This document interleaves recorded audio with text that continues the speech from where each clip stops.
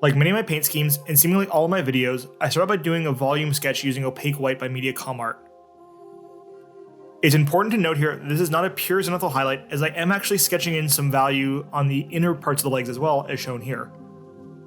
This is pretty key to getting good looking Space Marines, as it gives a really cool striation effect of light to light across the leg as you go around, as opposed to one side being light, one side being in shadow, which isn't nearly as interesting. After I've built up a couple of layers of this pre-highlight to get a nice bright crisp white on the highest points of the Marine's armor, I spray 2 layers of Ardennes green over the entire model to start building up my green coloration. Once I have my solid green base coat down, I then use Sherwood green to come in and highlight the model up again. For this step, I make sure to apply this highlight wherever I had my brightest whites previously to help keep building up those volumes. The armor is looking pretty good here, but it's still not quite green enough to match up with most Mantis Warrior art I've seen, so I turned to green ink.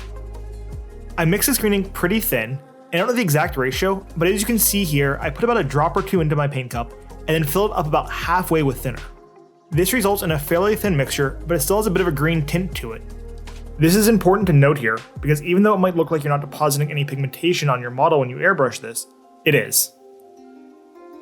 I then use this mixture to apply a green tint over the entire armor with a single thin pass.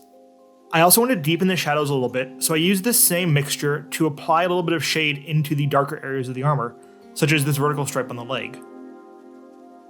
By applying 2 or 3 layers of this and letting the layers dry thoroughly between each pass, you start to build up a deeper, richer green shadow, which I think looks really cool and adds a bit more contrast to the model.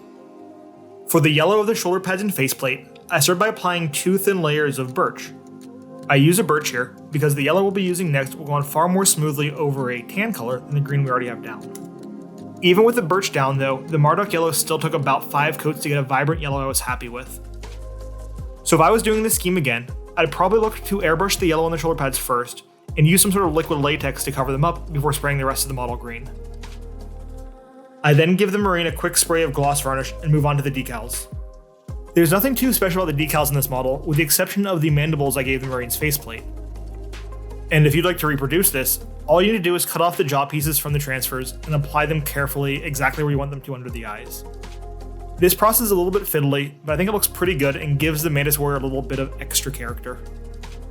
After I apply some microsalt to the transfers and let them dry, I spray the Marine one more time with gloss varnish to lock the transfers in. After the gloss varnish is dried, I apply streaking grime to the entire model via a brush to start building up some shades and adding a little more definition. You can definitely apply the streaking grime via an airbrush, just I don't like doing it because it smells pretty bad and I can't imagine it's good for my health. If you do though, please make sure you wear a mask. Before moving on, we need to make sure that the streaking grime is completely dry and has a matte appearance. Normally this can take quite a while, but the process can be sped up by using a hairdryer. I next use a foam makeup remover to gently wipe away the streaking grime from most of the model, making sure to leave it only in the recesses. As you can see here, we can get some really easy shading without a ton of work, and the best part is you can always add or remove more grime to get the look you want.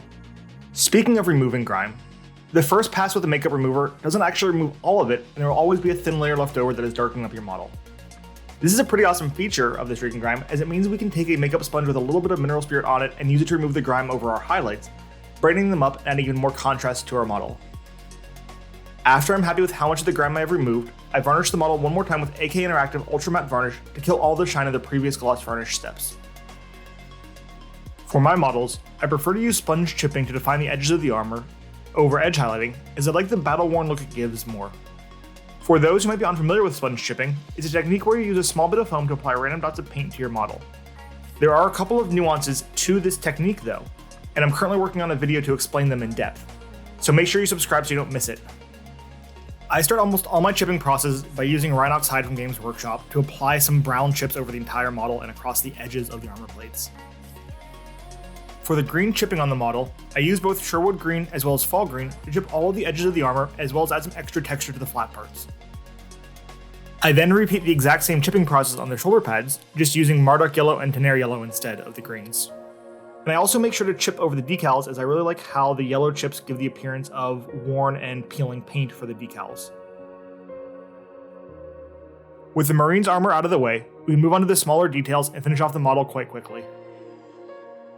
I start with the bolter first and paint the casing simply with flat black and sponge chip it with heavy metal. I prefer sponge chipping my bolters here so it matches the rest of the armor, as otherwise I think it would look weird to have edge highlights here but chipped armor everywhere else. I also at this time paint all the metallic areas on both the bolter and the straps across the chest and the ribbing behind the legs with heavy metal too, and wash them with known oil. Finally, I paint the eyes in a pretty traditional way that I've used many times before, where I start by painting the entire eye lens black, paint about the bottom half of it with deep red, the bottom quarter of it with Antares red, and the bottom eighth or a small line with Mars orange. I then add 2 small dots of pure white, one to the upper corner and one to the same area as the Mars orange, to represent light glinting off the glass of the lens. For the final step, I paint the gold details on the bolter and the backpack. This is normally a pretty boring step, but I wanted to show you all how you could use purple here to really kind of push the coloration of your gold to make it a little more interesting, as purple and the yellow and the gold are natural complements. Over a decayed metal base coat, I layer on Viking gold from scale 75. I then wash this with Magos purple contrast paint, as it gives it a nice purple sheen without being overpowering. Once the Magos purple is dried, I use Peridot Alchemy to give the final highlights to the metal. I like Peridot Alchemy here because it's a colder kind of desaturated gold color, and I think adds a really nice saturation contrast to the overall gold, as well as the color contrast we're getting from the purple.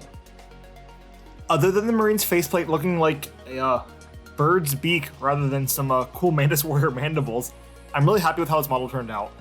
I'm currently in the process of making tutorials for all the Badab War chapters, so make sure you hit that subscribe button so you get alerts whenever they come out. You can also check out my existing tutorials, such as the Astral Claws one here. Thanks for watching, and hobby on.